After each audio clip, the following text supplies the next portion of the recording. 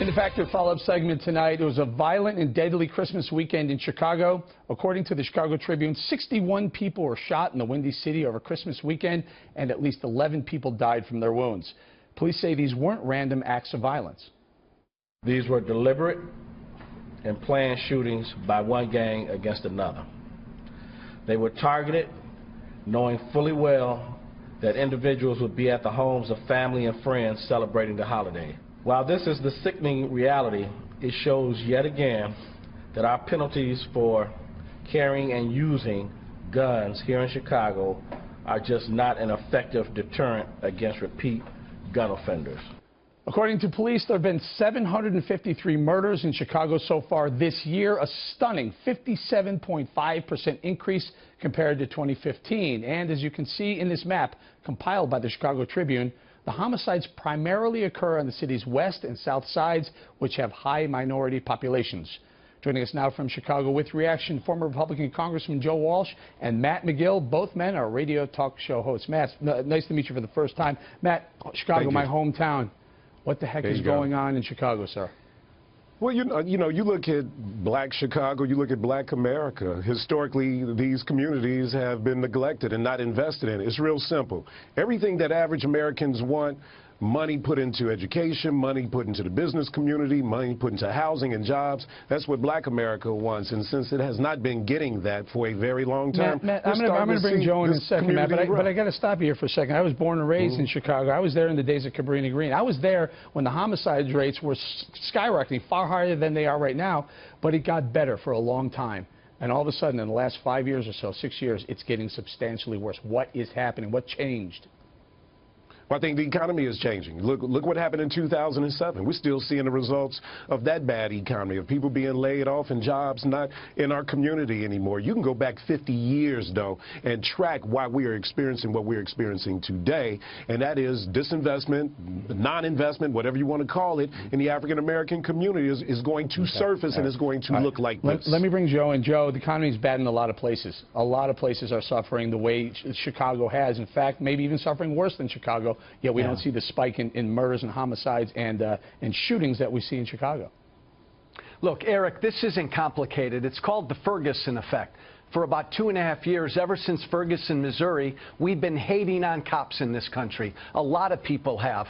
There's been a war on cops in this country, and you can see it most pronounced in Chicago. Homicides are up, shootings are up, and yet, Eric, arrests in Chicago are way down.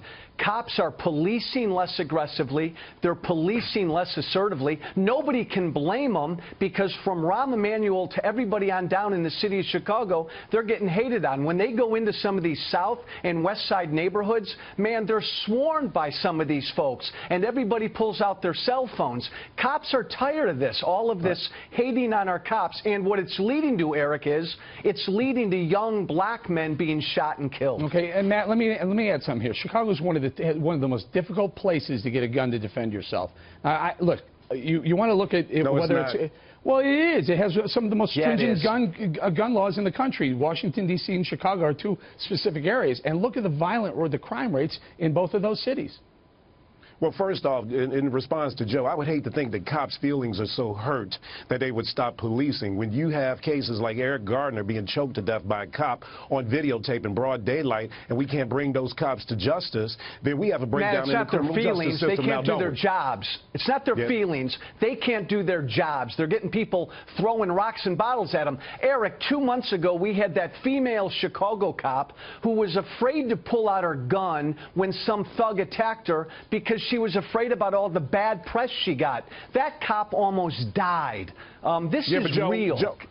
Joe, let me say this. Cops can do their job. Their job is not to shoot unarmed black people. If they do their job and protect and serve black people, maybe you would see a reduction in crime, and maybe black people would be less afraid of cops, and maybe we'll see a functioning community. But until America decides that it wants to quit treating black people like a commodity in this country. Let me get this straight. You have a couple of incidences where cops shot unarmed people And A couple? oh, hold on. But this, so you're going to blame these couple of incidences on a 753 murders in Chicago, a 58% increase in murders, a 45% increase in shootings over a violent year last year as well. I mean, it just feels, look, you have tough gun laws, you have a very liberal mayor. You don't think this has anything to do with it, Matt? No, this is not a party issue. This is not a Democrat or a Republican Party issue. This is not a Libertarian or a Whig Party issue. This is an American issue. America has not invested in black America, and this is the result of it. Schools are broken down. Neighborhoods are broken down. There's no trust again, between Matt, the community and law it's specific to enforcement. Chicago. These crime rate spikes are specific to Chicago. Let me get Joe in there. I'll let you get back in, Matt, but let me get Joe in. Go.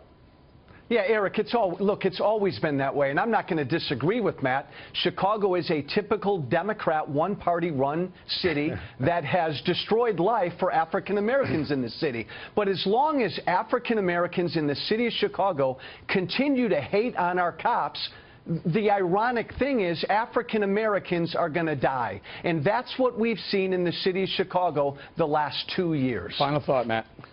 All right, I will say this. The only thing that distinguishes Chicago maybe from other cities is the legacy of gangs, and we've had it going back to organized crime, the Chicago outfit. Matt, I want to give you the last word, but you can't spin your way out of this. Hold on. Chicago. Los Angeles had a far worse gang problem than Chicago ever had. I know, I lived in both cities. L.A. back in the 80s was far worse than Chicago is.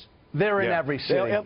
L.A. does not have the long legacy that Chicago has. That's probably what distinguishes Chicago from any other city. But what Chicago is similar to every other city in this country Matt. that has crime rate, the murder rate was low from 2000 to 2005, from 95 to 2005. It dipped. It's on its back rise again right now. Guys, I got to leave it right there. Very, very hot debate. Joe, Matt, thank you.